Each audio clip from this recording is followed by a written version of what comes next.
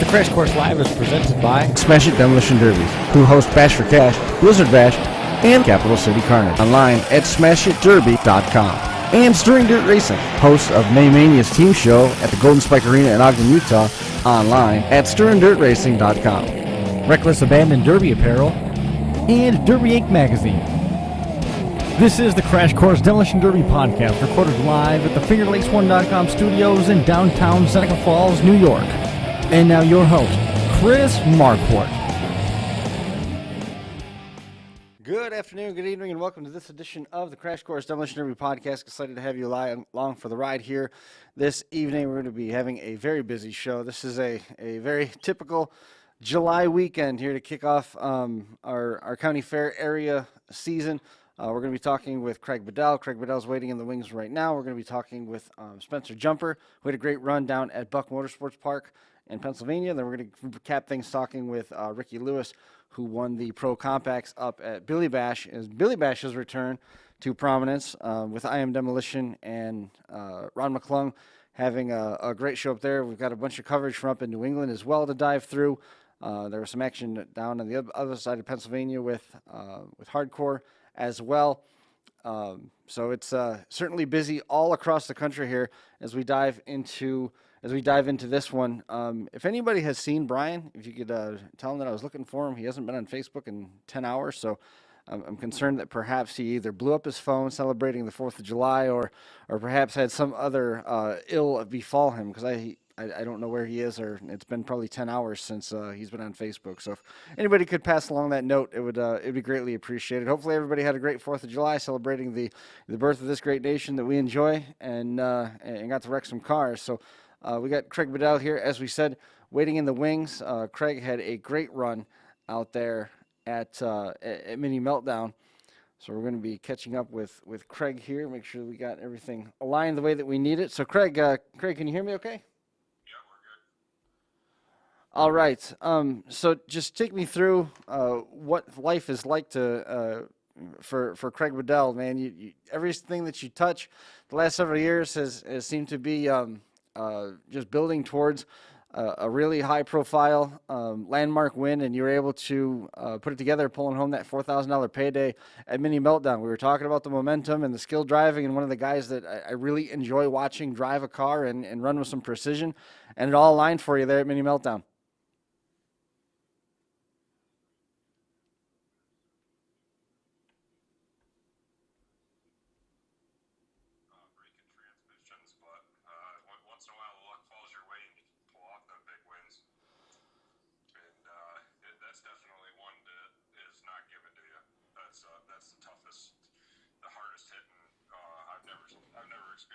Like it in all the years of derbying. In terms of those hard hits, is it that different from what you're accustomed to? I mean, I remember when we first met, when you were running up at Dunkirk, they're no slouches in terms of when they bring the momentum. The heats don't get over quite as quick up there as they might at the Otsego County Fairgrounds down in Morris, but all the same, the aggression level is certainly up there. Does it equate? Is it the same? Is it similar to what you're used to? Yeah, I mean, I grew up derbying against the Boneyard crew, and there was a good number of them, and they all gave me a driving experience that I've never had before. So I was used to the hard hits, and I'm not afraid to be hit, and I'm not afraid to hit somebody. So that does help. Biggest thing is you just got to drive your car. You can have the strongest thing out there. If you can't drive it, you can't win. How much did you have to rely on driving ability, and how much did you have to rely on luck to pull down the win at Mini Meltdown? I would say there it's 50-50. We got lucky, and just because you put a big bumper on, these guys think that you can go wide open with them. And we try to preserve ours and not use it. Right. And then the other thing that helped us this year was with the fix-it plates, people put them in the wrong location. Mm-hmm. And it really did some bending in wrong spots, and people had some tough luck. So we've heard it so many times that the Derby's won in the garage, and you got to know what you're working with The big bumper is not the salvage, the save all. It's not the parachute. Just because you got a big bumper on the front, that's going to transfer a lot of energy in different ways. And if those fix-it plates are in the wrong spot, it starts bending things all sorts of odd directions, and it can end your night quick, especially at that type of pace. Yeah, the fix-it plates were huge. And then staying up all night 9-wiring. That was the other thing. These cars get strong. What was it that you drove out there this time? We drive Toyota Camrys. That's my go-to. Where does this win rank in terms of the overall? You've had sort of a chokehold on the Little Valley Fair out there, the hometown fair. You've won the last several years at Dunkirk. You're in up for another run over there in Chautauqua County again, coming up in a couple weeks at the end of July. Where does this one fall? I like to say it's one of the top ones because at home it's fun to win in front of your home crowd, but it's getting to be the point where nobody else builds to our, I guess, skill levels. Mm-hmm. And as far as winning on the road, we did a lot of winning in the last couple of years, but nothing that I wanted to win as bad as I wanted to win the Meltdown. Yeah, we were trying to remember where it was that your name had popped up. And I wanted to say it was maybe either one of the Dead Man shows or one of the hardcore shows. Down Yep, hardcore. We ran the team show. John DeBaugh and Jeremy Merriman came to me and wanted me to run, and John put an awesome team together. We should have had it, but the track plugged up and we were hitting dead cars and not a live car, and they shut me down. Gotcha. I had the car to win it.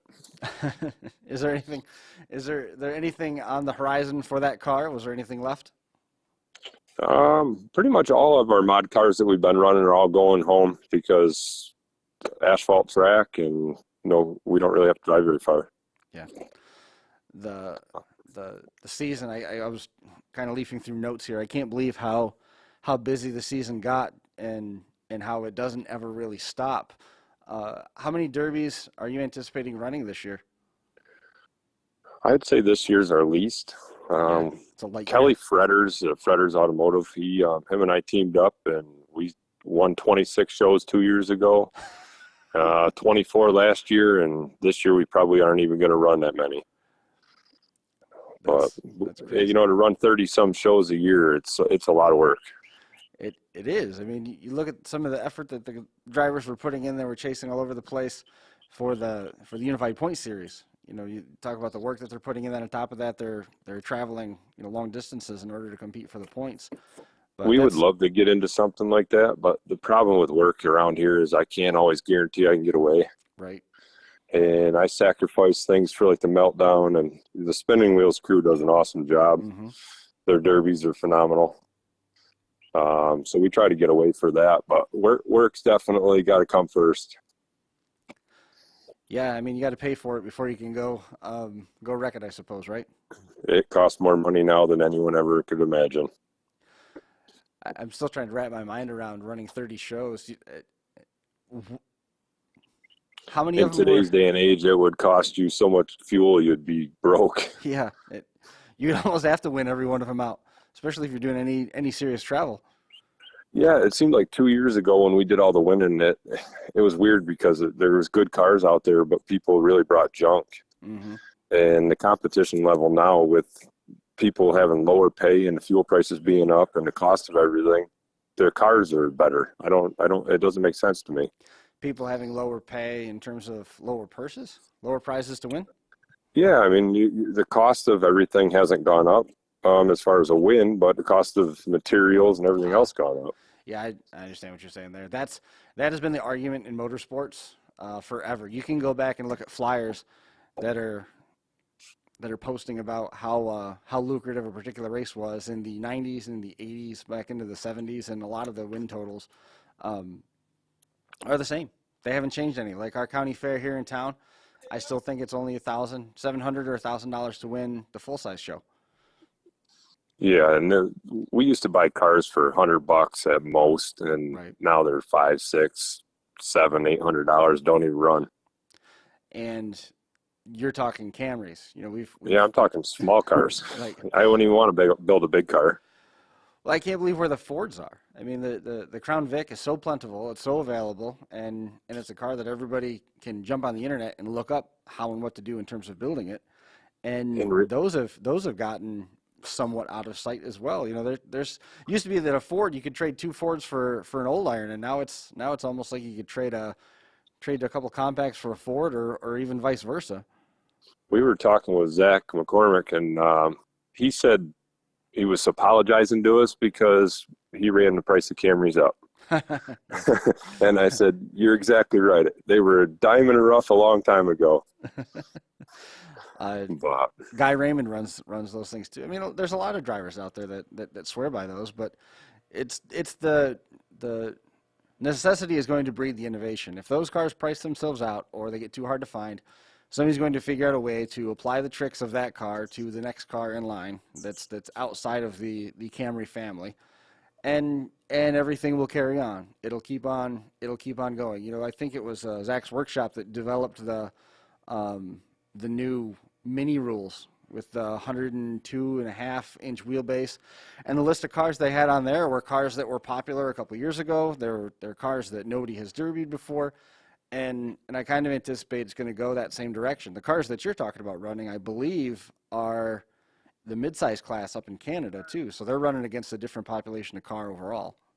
yeah, and like GP or DSP doesn't allow you to run a Camry, even if it's a four-cylinder in their four-cylinder class.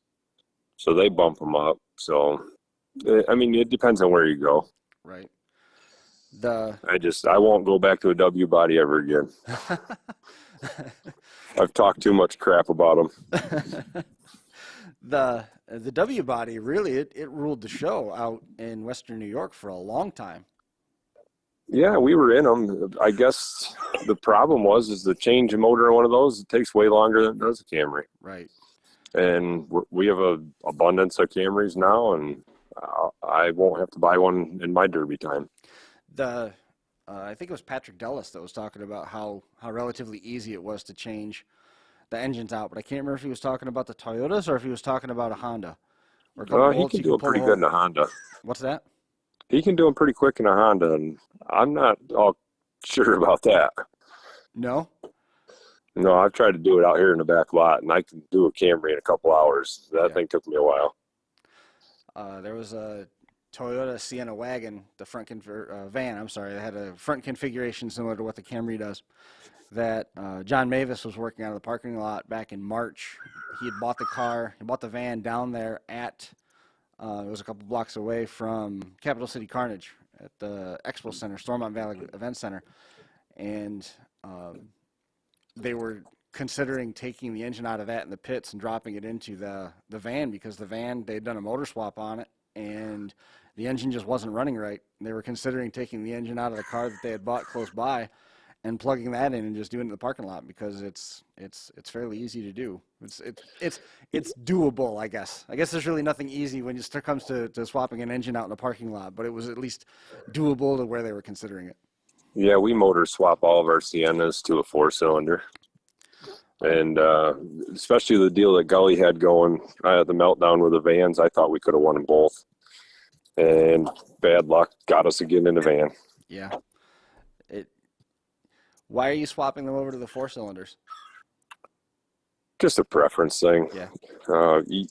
You have six-cylinder power, you're going to use it, and you're going to bend your car.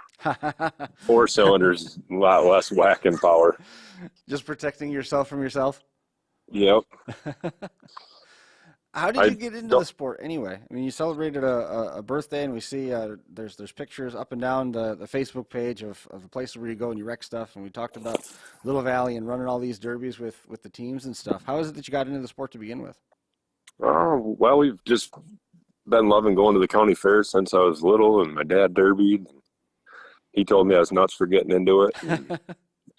Before there was an age limit, I was 14. I had a car out back here in the junkyard, and I said, I'm taking the glass out and going to the fair. And they told me if I could get the glass out, I could take it. Right. So I did, and it was a win. Really? And I just stuck with me after that. What was that car? I think it was a Celebrity, like a 84 Celebrity or something. And when was that? I was 14, so it would have been 1994. Wow. So first time out, almost on a dare. If you can do it, then you'll go, and you won the first time through. Yeah. I don't think anyone wanted to hit me. I just think they left me alone. I was a little kid.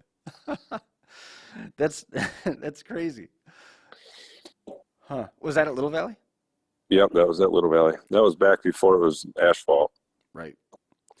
Then they left it asphalt. Now they throw sand on it. Do they still run super late models there? Nope, the track's closed down. The track's closed completely. It's unfortunate. Yep, they only run one night of Derby. We used to have 4th of July and 2 of Fair. Now we only have one night. If I remember right, the Little Valley Fair used to be the Monday. Was it the Monday after the Sunday night show in Dunkirk? Yep, now we have a week between. All right. Which I get to get rested up. Is it?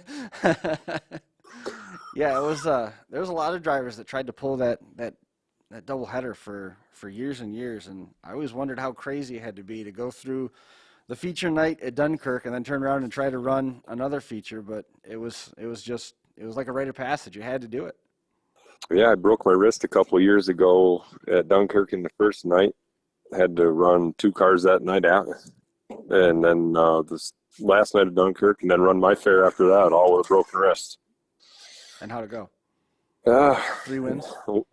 I think we won half of them.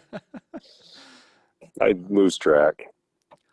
So when you're piling up 25 wins a year, running 30 derbies, and you're kind of joking that no one would even get the cost and couldn't wrap their mind around it, so to say, what's your dad say about all this stuff now?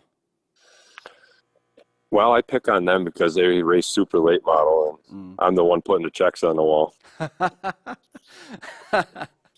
They just complain about the junk sitting around. Yeah. Well, we try to keep it cleaned up. Bo Lockwood was a promoter. I don't know if you ever had a chance to go down and run in Brookville, Pennsylvania. He was into the super late models too. It was always funny to see pictures when he was building cars. You'd see a round back sitting next to a super late model in the garage. It just didn't always add up the way that it probably should for most people. You don't see a lot of that overlap either, for that matter. Brian and I have talked about that a lot, that you don't see circle track racing fans supporting Demolition Derby or vice versa. You'd assume that it would almost go hand in hand, but there's not a lot of that overlap. Yeah, I quit derbying for a couple of years there. I derby our local fair, but I quit derbying out of town and went racing for a while and had some good luck and success, but it just got so expensive. I just got sick of doing it. Right. And actually, it was just the washing the car 2 nights a week and the prepping the tires, and it's a lot of work. It's no lie. It's no worse than welding all night, I guess. It all depends on if you want to be putting in the late hours before the derby, before you run the car, or after you run the car.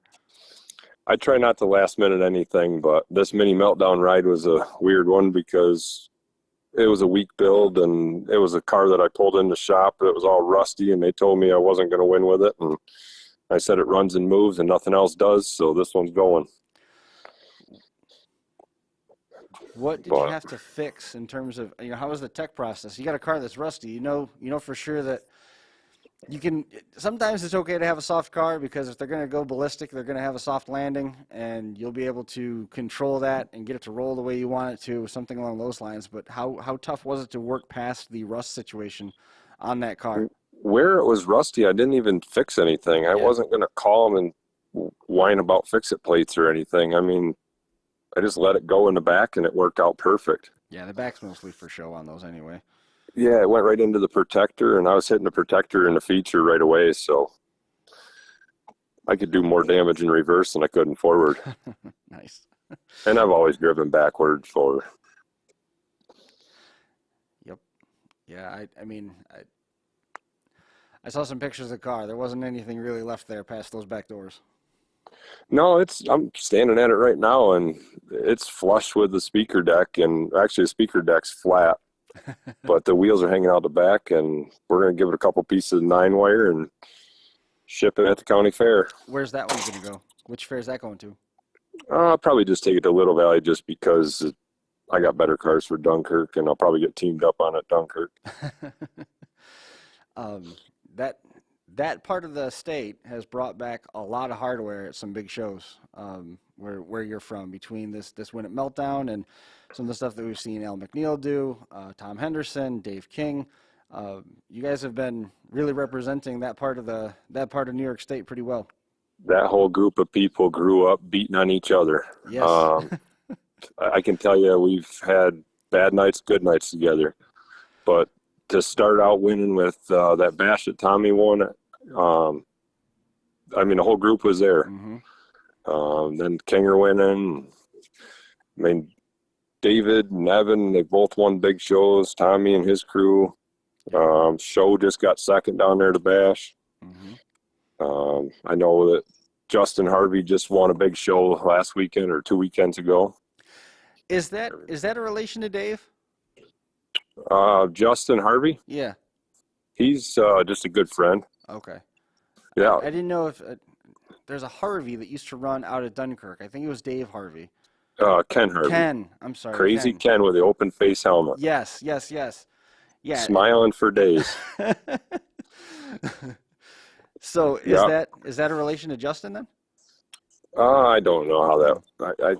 I think they're just friends too. It's distant cousins maybe. Yeah. But that whole crew, there was a lot of older guys that ran out of the boneyard. And I think it was 14-on-1 at one year. Now that we're all friends, it's a lot easier. That's awesome. Well, are we going to see you make a run at any of these bigger shows now or is it easier to just cruise around and stay close to home? Well, Tommy was trying to get me to go to Vermont, so they got a 4,000 to win. You know, Tommy Woodbury. They had 90 cars at Rutland. I think DNA Motorsports. Yep. So we might go up there, and we'll probably try to get into Dead Man for the next one. That's the one at the end of July at New Alex? I don't know if I can make that one. I think we're going to try to get into one of their other ones in September. Gotcha. Well, I hope the momentum keeps up and the success keeps coming to you. The driving style and the patience. It's always fun to watch because it's one of those calculate, survey, attack, regroup. It's always a fun one to watch, and I don't find it to be anything that really fits with the sandbagger mold either. It's I appreciate it. You know, the thing is like last year I got booed the first night at Dunkirk. I was bagging and I won it, and I didn't think I was bagging as bad as everyone thought I did. So I went out the second night with the same cars, and they were begging me to stop hitting. They were begging you to stop hitting? Yeah, every time they stopped to check on somebody's well-being, they were making sure that I wasn't going to hit hard anymore. It's elimination motorsports. You have to kill the car, right? I mean, not the driver, but come on. I never want to hurt anybody, but I'm not afraid to put the skinny pedal down if I have to. Right on. Well, I hope we get to cross paths again soon. Good luck the rest of the month running the local shows, and I think Rutland the next DNA show at Rutland is the 20th of August. So if you're going to make the trip up there, good luck as well. I think it was September 24th is what they just sent to me. Okay. All right. For the 4,000 to win compacts. Oh, okay. Right. Yep. I was thinking the next. So that's where we might try to get up there. Awesome. Well, good luck, Craig. I mean, is there anybody real quick that you wanted to make mention of to help get you to Meltdown? Yeah, I'd like to thank my crew, my dad for letting me use the shop, the endless amount of MIG wire and argon he buys. And my brother Kyle, one of my best friends, Jimmy Grazer, Devin Huber, my wife and kids. My wife holds the fort down when I'm gone. And Kelly Fredders, he's been one of the best friends, and we've teamed up in this demolition derby stuff and just been dominating. Awesome. Well, I hope it continues. Thank you, sir. We'll catch up with you soon, man. Thanks for making some time for us tonight. Congratulations on the win, and good luck the rest of the summer. Thank you. Have a great night. See you later, Craig. There goes Craig Bedell. Picked up that big win at Mini Meltdown and going to try and go for another one up there at one of the DNA Motorsports shows by the sounds of things. So real quick, we're going to Impact's going to have a show next weekend. Midsummer Mayhem has a show coming up next weekend. That I'm surprised that didn't make it on Craig's radar either, because that's let me make sure I got this turned. There we go. V8 classes, that is the Reeds that are putting on Midsummer Mayhem, and that's a $3,000 to win compact class, $1,000 for second, and then Mad Dog's $1,500, so that's a pretty good payback in that one. And then next weekend also coming up is Zach Anderson and Jacob Anderson are going to be on the track together. They've posted some pictures of their cars as they're getting ready to go. Zach never had the chance to run a Derby with his dad, but Jacob and Zach are going to be able to run together for the first time, so looking forward to that event coming up in that's going to be in Concord, Nebraska. Hardcore had some action this weekend, and I don't know where it went. I have lost a bunch of the stuff that we had saved from that. Let's see if we can track down the winners for Hardcore real quick. What we'll do is we'll take a quick break. We'll be right back with some more winners from the Hardcore action this weekend, and we'll be catching up with Spencer Jumper. We'll be right back. Where'd you go? We did do a derby. Ow, my head! You want to do a derby?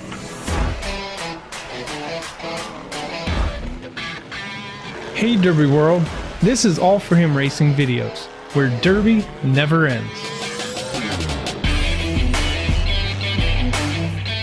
We have people come up and ask, what is All For Him Racing Videos? And the answer is a YouTube channel dedicated to growing the sport of demolition derby in a positive and fun way. Our passion is to show the next generation the sport and capture the memories for generations to come.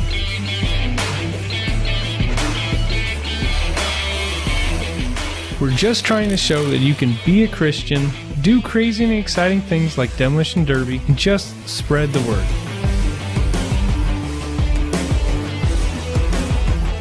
We have traveled all over the country filming events, all while meeting many great people, hearing amazing stories, seeing the passion for this sport, and falling in love with the derby community.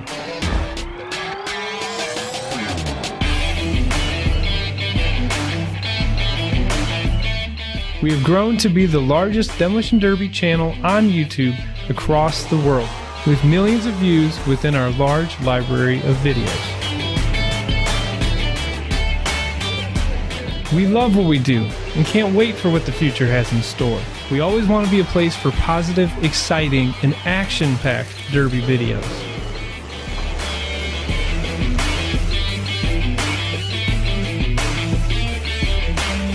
Thank you, Derby World, and enjoy the videos. Jeffy's Fab Farm in Fredericksburg, Virginia specializes in all of your demolition derby needs. We've got you covered from bumper to bumper. Whether you need headers, shifters, harnesses, fueling systems, or complete turnkey setups, Jeffy'sFabFarm.com can help. We've even got a Canadian branch to help our northern customers. With over 16 years in the industry, we've got the knowledge and experience needed to provide the highest quality parts and put you in the winner's circle. Visit our website today or call Jeff at 540-907-3390. Fabby says the best parts come from the farm. Jeffy'sFabFarm.com. All right, and we are back with Spencer Jumper joining us to talk a little bit about the 1-2 sweep that they were able to put up this weekend, which was pretty exciting. For whatever reason, that is now gone. All right, that's cool. We'll make that adjustment. So Spencer Jumper came away with a win at Buck Motorsports Park and went 1-2 with Clayton Jumper. That had to be a fun night for you over there at Buck. That's no easy place to run.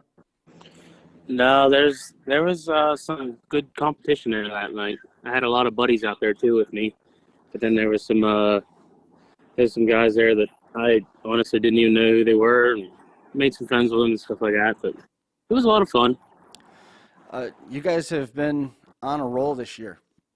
It started, I think it actually started before you got to Bash for Cash. I thought somebody finished well at one of the shows in Virginia, if I'm not mistaken, and then Bash for Cash went well with the relic cars, and now you guys have pieced together another successful run. Is this one of the best seasons you guys have had Oh yeah, and down in Florida, you guys had some wins down there too, right? Yeah, actually, over New Year's, we went down to Florida. My oldest brother, Austin, he ran in the 70s wire class, and he ended up pulling off the 4th place. And then we went to February was down in Blue Ridge Bash down in Virginia. I didn't do so hot in my heat, but Austin pulled a Mad Dog in his heat, but car was too junk to make it to the feature. And then the following month, I went down to Florence, South Carolina, and I ended up pulling off a 2nd place in the 80 newer class. But that show there is wild. I'll give them guys props. Those guys, they got a good venue going on down there. Yeah. And then we had, of course, Bash for Cash there in May. Austin pulled off 2nd place in the Mercury Wagon. And then my other brother, Clayton, he got 2nd with not 2nd, but he got a Mad Dog.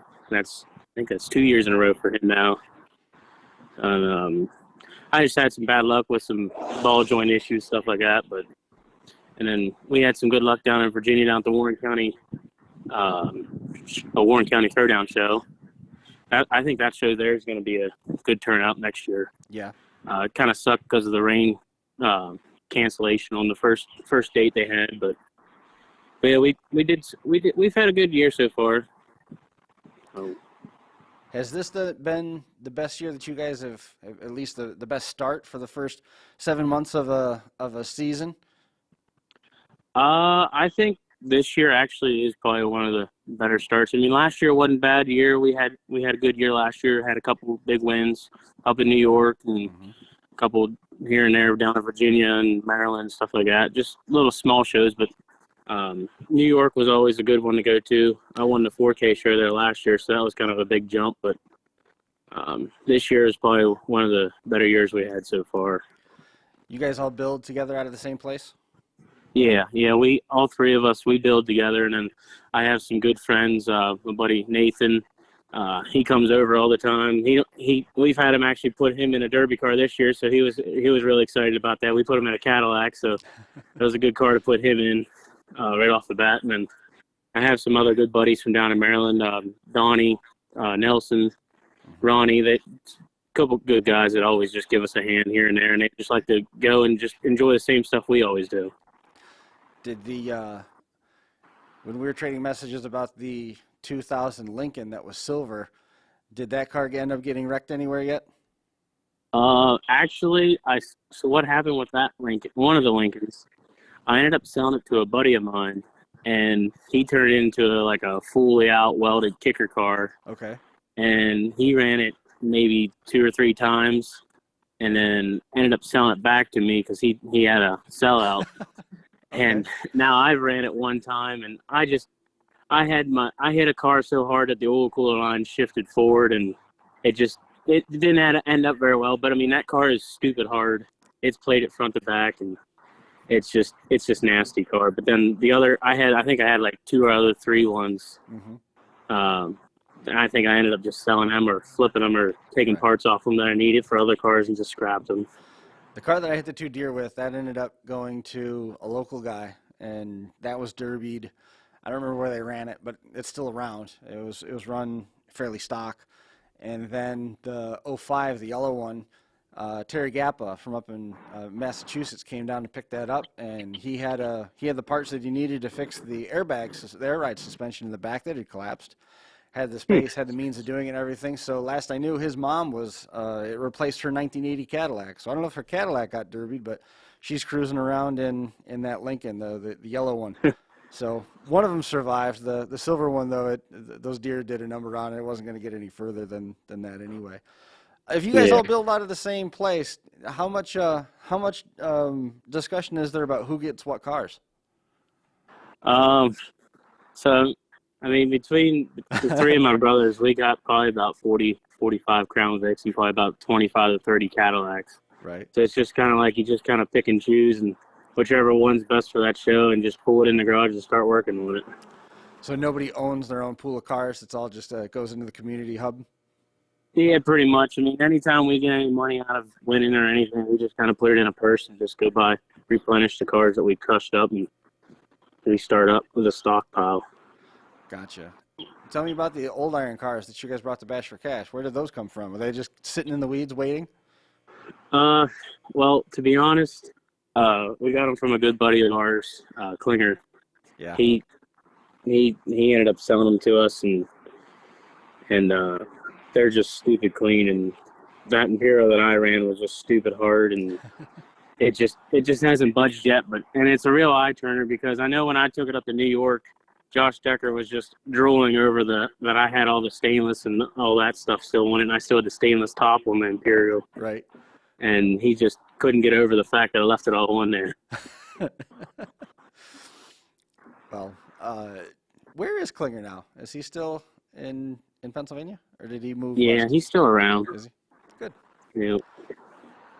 I always like seeing those two classes, the 70s wire class and the relic class out there at Bash for Cash, because you can't have those cars on the track without his name coming up in conversation between Mike and Tiffany. They're just really good people. They don't like interviews and stuff like that. I've invited him dozens of times to come on the show. It's just not his thing, but I mean, just a really good dude. Fun to talk to in line, and he got that nickname Gravedigger for a reason. Oh yeah. Yeah. What's the rest of the season going to look like for you guys? Well, I know Austin said about running a show here down in Maryland sometime here in the next couple of weeks, and then we talked about going up. Spinning Wheels has that $4,000 to win show that I won last year. Mm-hmm.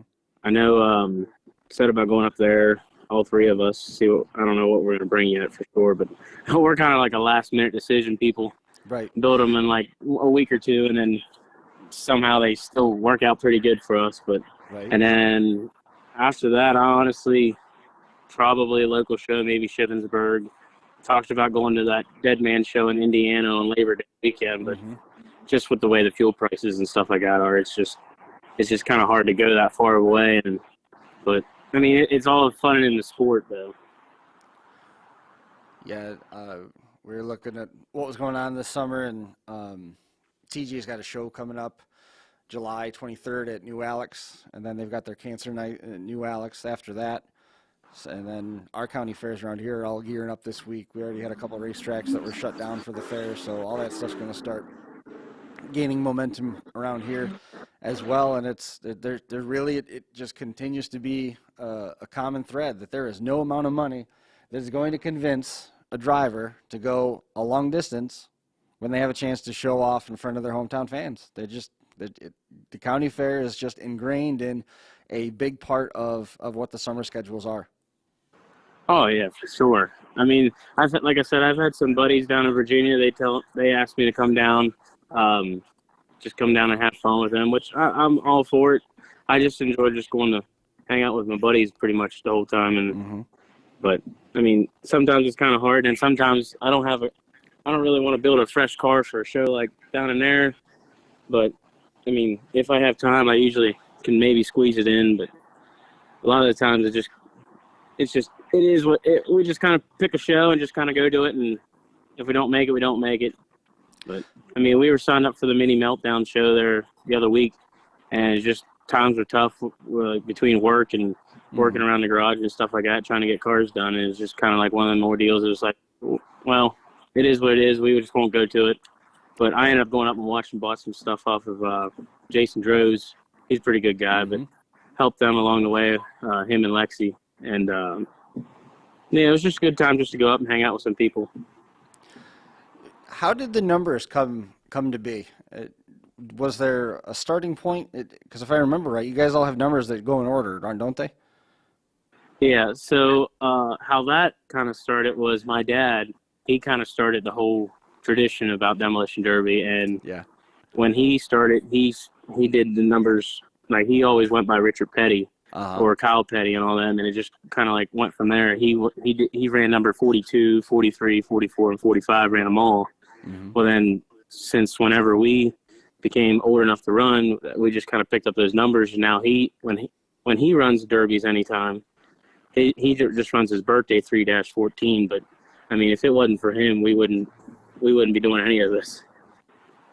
That's interesting. I think I remember Shea Walden. There was this big myth that he changed his number every year that he picked up a win, so his number would continue to get higher on and on. But I don't think that was entirely true. But I love the origin stories for the numbers, and you're picking pretty good company with the petty stuff. That's cool. Did he ever run with the 43? Did he ever put the STP style themes on his paint jobs? Well, actually, last year at Bash for Cash, I ran the 80s wire class, and I painted up my 80s wire car just like Richard Petty's, the red and blue paint scheme, and then had STP and stuff like that on it. Yeah. And my dad actually, he used to do dirt track racing, and he had that paint scheme for a while on his car. And I just figured, why not go to some big show like that and just kind of paint it up. Usually we never paint them up like that at all. We just kind of let the paint go, but just whatever factory paint it is. But that time I was like, you know what, I'll just change it up a little bit, see if my luck changes. But it didn't change any luck. With everybody building out of the same shop, and like we were talking with Craig here a little bit ago, is your dad just kind of stunned at where the sport has evolved to, and the amount of cost there is to participate? Oh yeah, I mean, he derbied back in the 90s, and he did one or two there. The last time he ran a compact car like a Cavalier, and he actually pulled off a win at the local Shippensburg Fair. And he was all pleased with that. But over the time now, it's just like he was so used to just busting the windows out, put a log chain behind the seat, and just go with it, whatever bumpers. And then now he looks back at it, he's like, man, I scrapped all them good like Chrysler pointies or Impala bumpers. And now he's like looking back at it, he's like, man, just imagine how much money I could have with those bumpers. Right. Yeah, it's the pain of that many derbiers live through when they look at the price tags on those bumpers and how much they could have had or what they could have been, but it was disposable then. You know, the times changed, and now it's worth a small fortune. Oh yeah, because nowadays you got to spend $500 for a good Impala bumper, and back then you can spend $150 on the whole car, and right, you get bumpers and everything with it. Yep. $50 in a case of beer could do wonders to get that car back in the garage. Oh yeah. Mm-hmm. Is there anybody that you want to make mention of here before we let you go? I can't believe how fast the hours going by today. Anybody that you want to make mention of? Yeah, I mean, between me and my two brothers, I couldn't do anything without them too. Them two, they're all the time. We butt heads sometimes, but love them to death. Couldn't do it. Couldn't get on the track most of the time without them. And then plus my dad, grandparents, and like I said, my buddies I got down in Maryland, Donnie, Ronnie, Nelson, and my buddy down in Virginia, Dylan Lockwood. Dylan Lockwood drives. He's got a blue roof sign, doesn't he? Yeah. 146. Number 146. Yeah, he's taken a lot of SUV type wins out of Woodstock and trips down there in years past. Yep. Yeah. He's a good kid. He's my age, and we just kind of like think similar with some things, and I don't know. It's just we just kind of clicked and became good friends over the years. You're a little bit further south than like. I think it was Matt Reeder. Always had brick walls on his cars, and Carl Schaller, and like the guys that used to run around at Kempton Township and Kutztown and Reading. You're a little bit further south than them. Yeah, I'm more like South Central. Yeah, about like maybe 40 minutes from Hagerstown. Right. Yep. I was just trying to place it because there's some other drivers. I was going to ask you if your dad had actually had the chance to drive against some of those guys, but like the Chesters and some of those guys, that's up a little bit further north of where you guys are. Yeah, because like when my dad ran back in the day, he just kind of did the local show, like Shippensburg. I think mainly was his only one he really did. But I mean, he always put on a good show back when he was running. Right. You said you guys bicker back and forth every now and again with among all the brothers and everybody. What's the biggest point of contention that comes up? They just don't do it right? Well, sometimes it's like we want to do one thing our own way, but they want to do it their different way. And we just kind of cut the middle and just figure out whatever works. And then sometimes we'll think something will work right, and we'll be completely wrong, and then the other one will be like, I told you so. But we'll just laugh at it at the end, and we'll just keep working. Does bragging rights ever come up when the season comes to a close, when you're all sitting around the table at a cookout or at Thanksgiving or anything? Does the bench racing get to a point where it becomes about bragging rights? Oh, 100%. Yeah, because I think it was down in South Carolina when I got second. Austin looked at me. He's like, "You were this close to the big Happy Gilmore check." And then I said it to him at Bash. I was like, "You were this close to the big Happy Gilmore check." And then 2 weeks later, we went down to Warren County. He gets the big Happy Gilmore check, and I was like, "Well, I guess I can't say that anymore." But then Clay, I can't really say anything to him because he's got more Mad Dog trophies than all of us. He's the one that likes to use the skinny pedal a lot. Who had it harder, learning how to build? Was it, or learning how to run and all the more bitter rivalries? Was your dad enduring more when he was running through the 90s, or are you guys seeing more attention now? Does that come up? Yeah, sometimes. I mean, not a whole lot, but we just kind of do our own thing here and there, and kind of put our own little spice to things, and just whatever works. And if it don't work, we just kind of work off that and make it a little bit better every time. And then we just kind of give each other ideas all the time. Awesome. Well, I appreciate you coming on and making some time for us. It's always good to catch up. I think this is the first time we actually had the chance to talk, but all the same, man, I was really happy to see that you picked up the win down there. You guys going 1-2 was outstanding, and keep it up. I know you guys don't plan ahead always, but hopefully the momentum continues. You got a great year going so far. I appreciate it. We'll catch up with you soon, man. Yep. There goes Spencer Jumper. Congratulations again on the win, picking up the victory out there at the Buck. And we did find that information that we were looking for a little bit ago. Christy Germain is going to be at the Niagara Regional Exhibition Center for SummerSlam coming up the 9th and the 10th. And then we were talking about Brett Reed with the July 9th Midsummer Mayhem event. Hardcore Compact winners at Farmington. First place, Justin Yeager over Steven Sickles and Ricky Yeager. Ricky Yeager and Hunter Kessoff with the Mad Dog Awards there, the Hammer Awards. And then the minivan and SUV winners at Farmington. Steven Sickles got the win there over Andrew Myers, Brandon Kinney, and Jordan Cook. And we talked about DNA. They had the show up there at Rutland. They had 90 cars up there. Bone Stock feature winner was Kevin Tracy from Massachusetts. The drunk run was Jeremy Nafalski from New York. Cody Woodward from New York won the truck class. The semi-stock compacts was Kyle Bianchi from Vermont. Semi-stock full-size was Timothy Bernard from Vermont. Tommy Woodbury, he's got a birthday this weekend. Diva Destruction Heat was won by Beth Haven. Joey Foster, I think that's where he ran. He said he ran into Chuck Bucknam, and I saw Bucknam was posting some pictures from up there as well.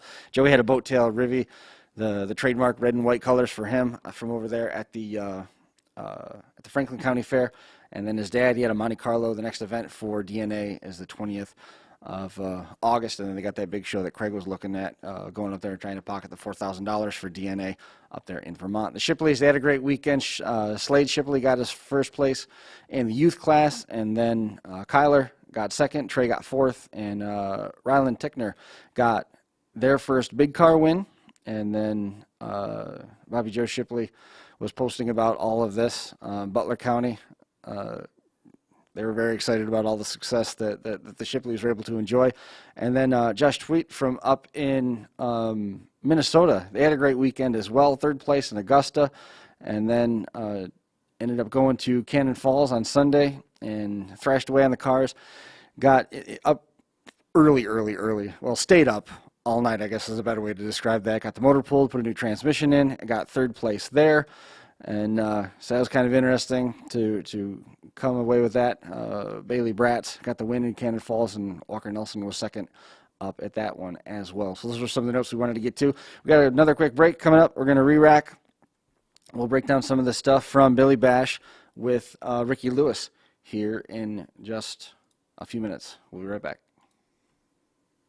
Excited to welcome aboard a new partner for this one, Demolition Derby Life magazine.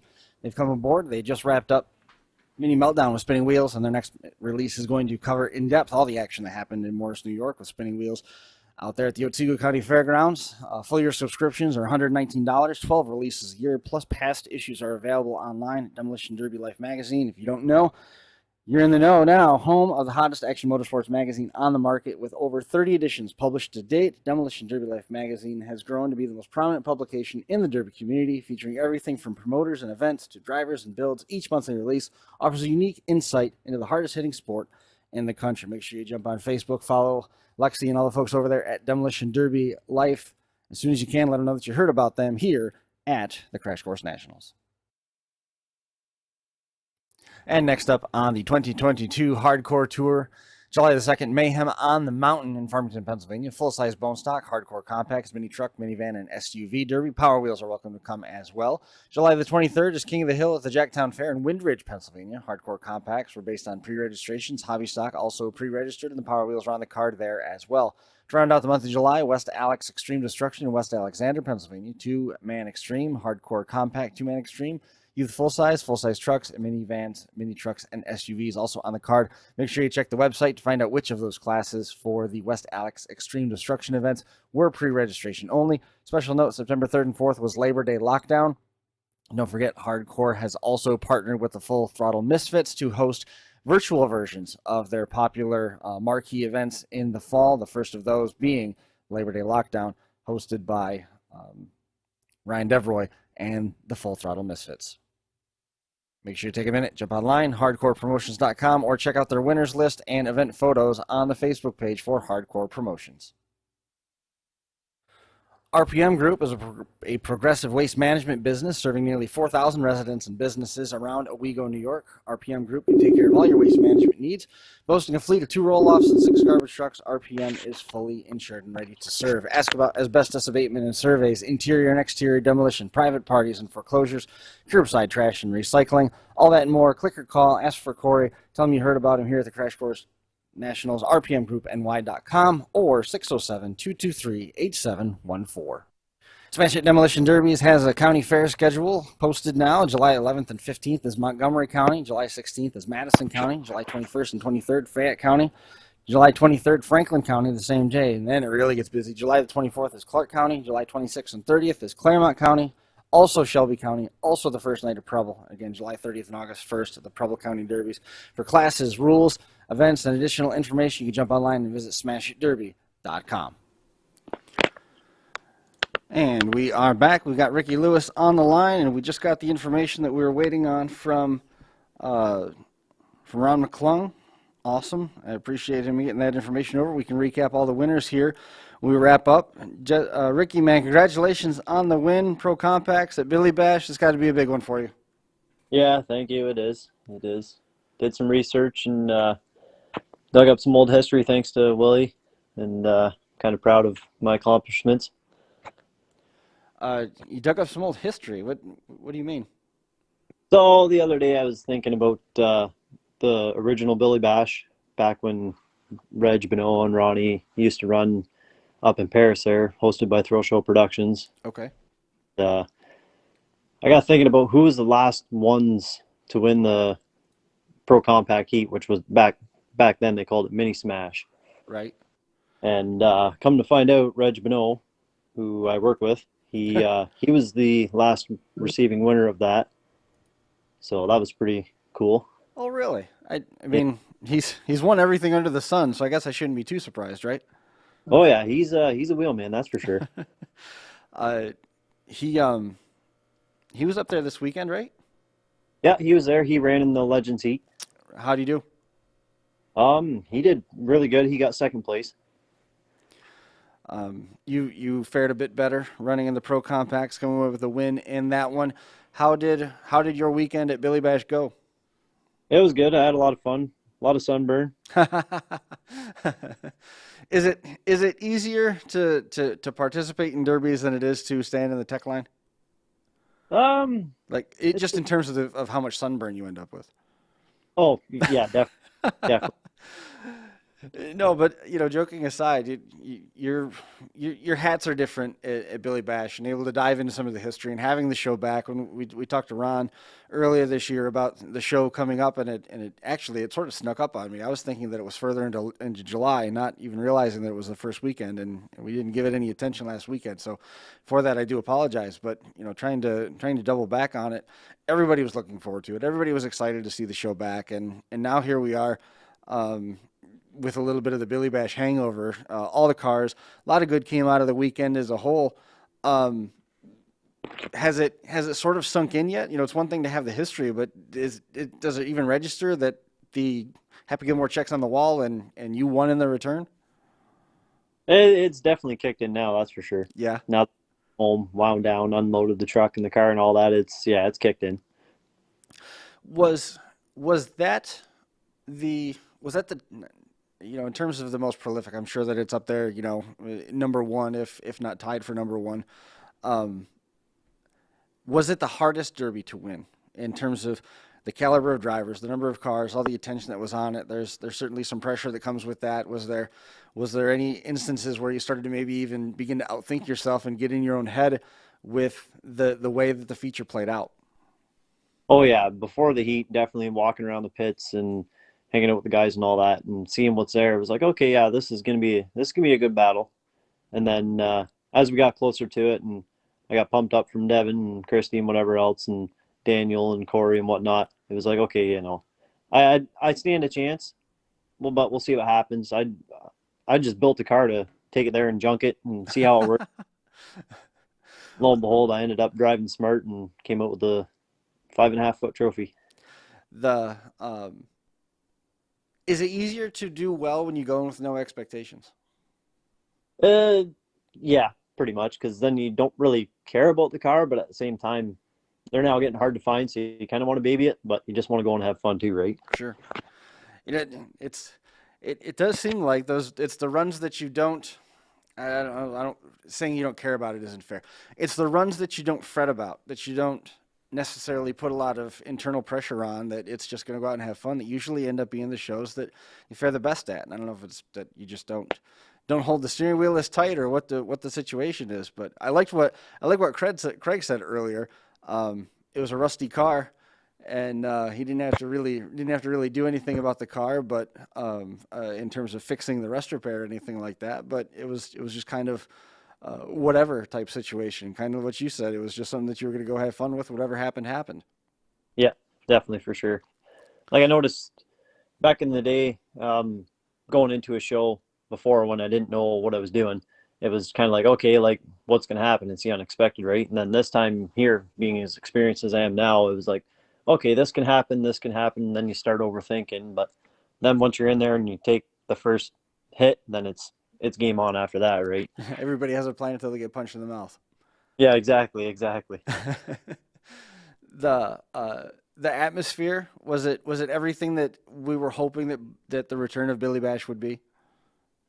It was good. I enjoyed it. Seeing everybody else, and especially for me, seeing as the driver aspect again at a show that's more than just one day in a row, rather than being on the tech line itself. It was nice to sit back a bit and enjoy that again. Enjoy it again. Yeah. The Legends Heat had to be something to see that collection of drivers all on track at the same time. Oh yeah, for sure it was. From seeing Ryan Hess out there to Greg and all those other older guys that I grew up watching myself, like Ron Hillman and Reg Bonhomme, all them guys. It was a good heat to watch, and you could definitely see a lot of the experience come out in that heat for sure. Right. Was that the same class that had the roundback? I saw pictures of a roundback that was pulling in. No, the roundback was in the Pro Stock heat. Okay. Yeah, gotcha. That was Darren General, 06-9. Mm-hmm. Yeah. And just the show captured everything that the drivers would want it to be. All the videos, if you go to the I Am Demolition page, you can catch a bunch of videos that have been uploaded, and it chronicles the whole show from beginning to end, and there's hundreds upon hundreds of pictures that were uploaded as well, and you can run through all that stuff. And like we said, the winners list, we just had that shared by Bad Ronnie. so we can break down a little bit more of who was out there and all of the various classes. The Figure 8A feature, Josh Beachley got the win over Chris Knight. The Figure 8B feature, Brandon Milligan was first over Jason Gilbert. Youth class, Emma Robbins got the win. Dryden Merritt was second. Couples class, Darlene Teal was first place and Holly Germain was second. The truck class, Brandon Ham was first and Chris Lowe was second. Mini Smash, we just talked about Rick, and then Dale Savory was second place. And that had to be an emotional runner-up finish for Dale in its own right, and for everybody that was close to Dale. Yeah, it was definitely a good one for Dale. He needed it, that's for sure. And I think a lot of people needed to see Dale. So congratulations to Dale coming home with second place. Jim Cleachus made the trip up there to take the win in the van and SUV class over Chris Hormick. Legends class, Greg Wilson got the win. Reg Bonneau second place. Full size straight stock was Tim Carr over Darren Miller. In the final, the kicker class was Ryan Brandt and Chris Merritt. 70s wire class, Cody Switzer over Rob Switzer. And then the Pro Stock $5,000 feature. If you had to guess, you'd probably only need 3 names. And this would be one of them that you'd say. Bobby Cousino got the win in that class over Chris Merritt. Man, Bobby can build a nasty car. And if you know just a cursory amount of Demolition Derby and pro class builds up there in Canada, you would run off probably Rick Clark, Bobby Cousino, and maybe Reg as guys that might be the people, if you had no idea who was entered in the class, come away with a win in that. And then Dustin Ingram, there's another one that would very much be in the conversation from up there north of the border in terms of wins in those classes. And Bobby delivered again. Oh yeah, Bobby. He can build and he can wheel, that's for darn sure. Yeah, the show as a whole, I wanted to try and catch up with some new drivers and everything, but we got the list. We were a little bit delayed getting the list, but I had come across some stuff that you had picked up a win, and I know that Pro Compacts class it's a big deal up there in Canada. You know, there's a lot of discussion about how the compacts don't get the respect that they necessarily deserve, and there's some nuance with the wheelbase rules and stuff and everything that's going on up there. But Zach's workshop's been working real hard to try and jumpstart things like that. But even with even with the fair circuit up there in Canada, it seems like that Pro Compact build carries some pretty serious bragging rights beyond what you see in on the full size side of things. Yeah, it Pro Compact up here it's definitely a lot bigger than what it used to be for sure. Mm-hmm. Mainly because big cars up here are definitely getting harder and harder to find due to salty roads and winters and whatnot. So lots of guys, Reg Bonneau's one for example, but he loves the seat time. They tend to turn the tide and go towards compact. And actually, Bobby Cousino last year entered himself in a compact on a team, believe it or not. I think I remember seeing pictures of that car. Yeah, that he used the ass end of that thing pretty good.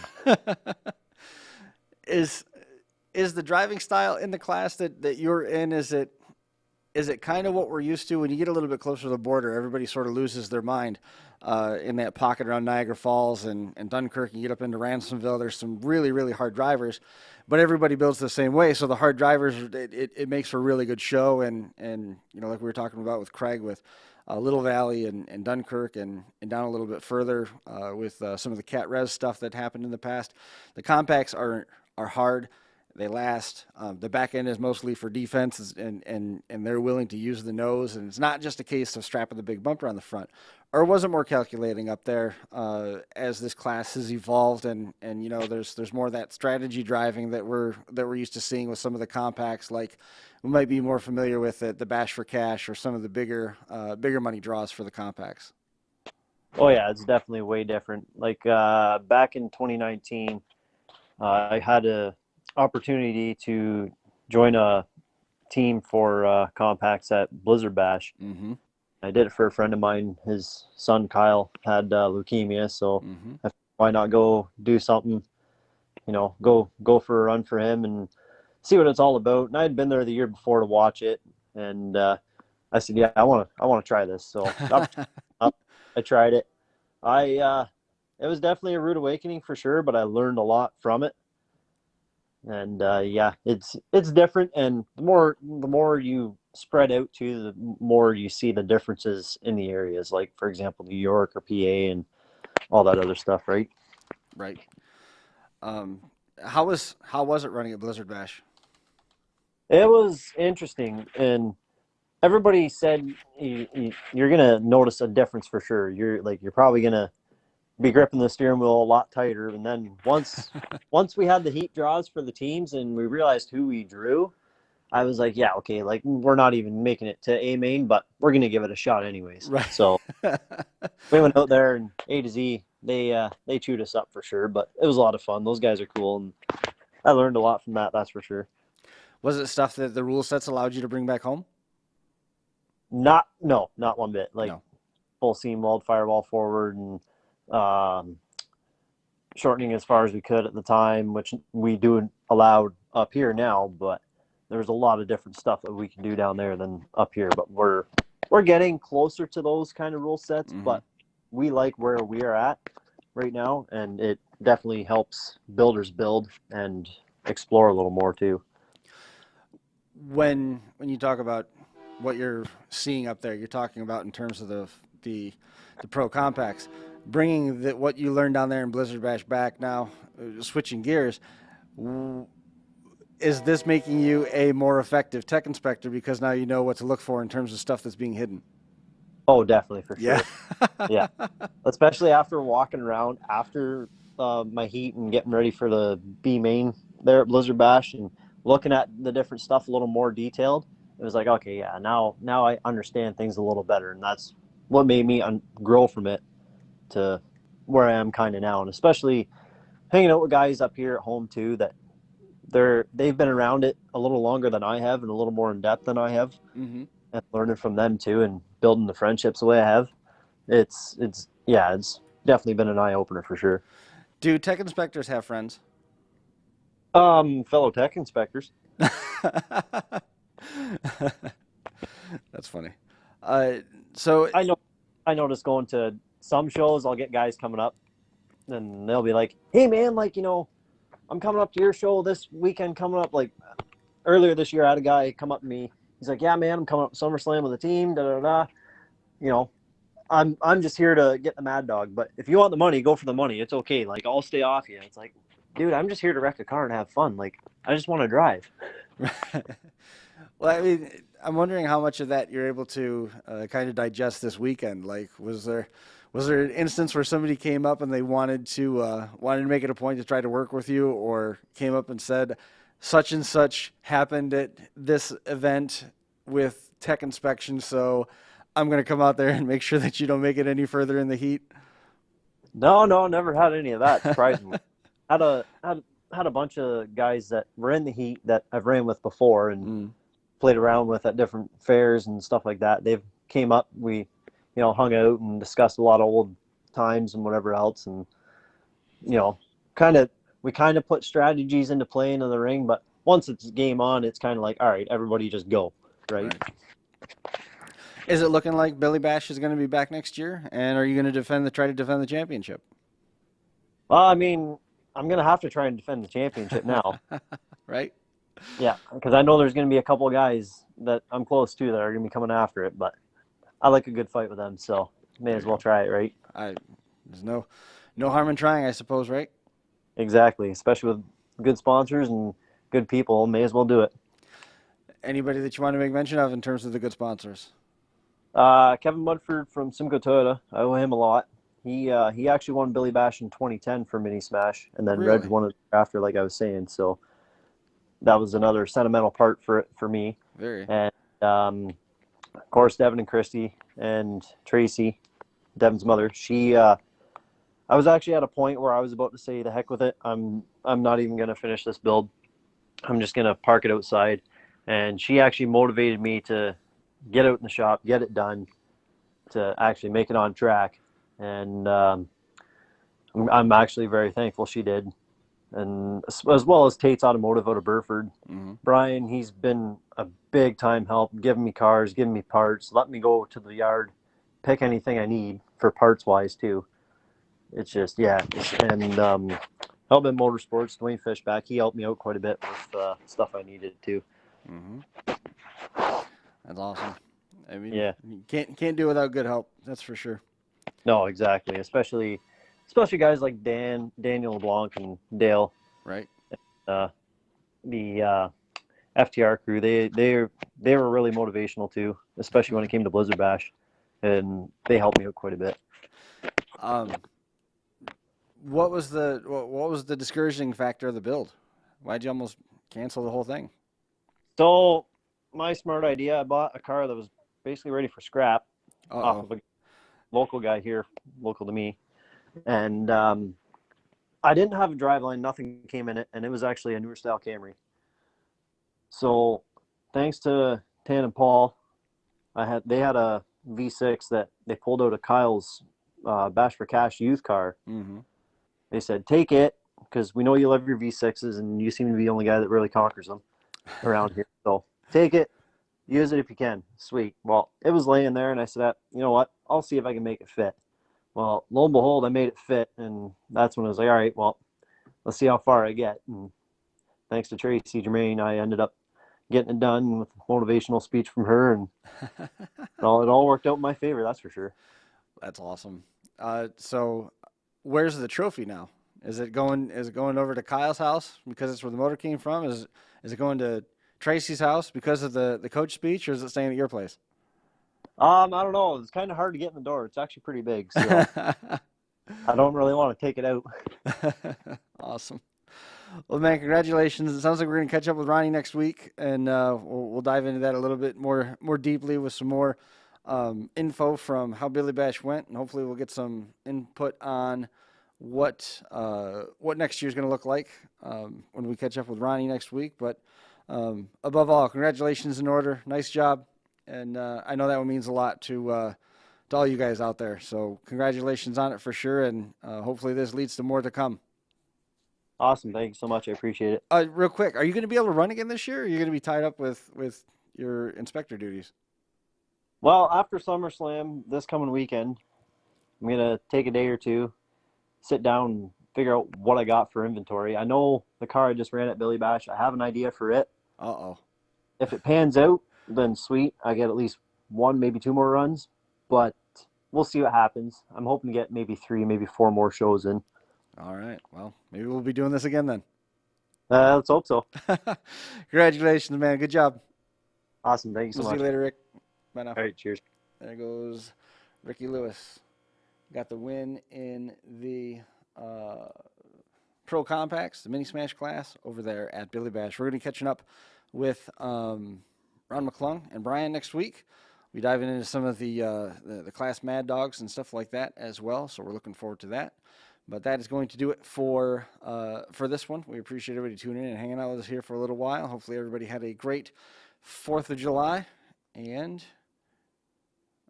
we look forward to seeing everybody right back here again next Monday. Have a great week. We'll see you then.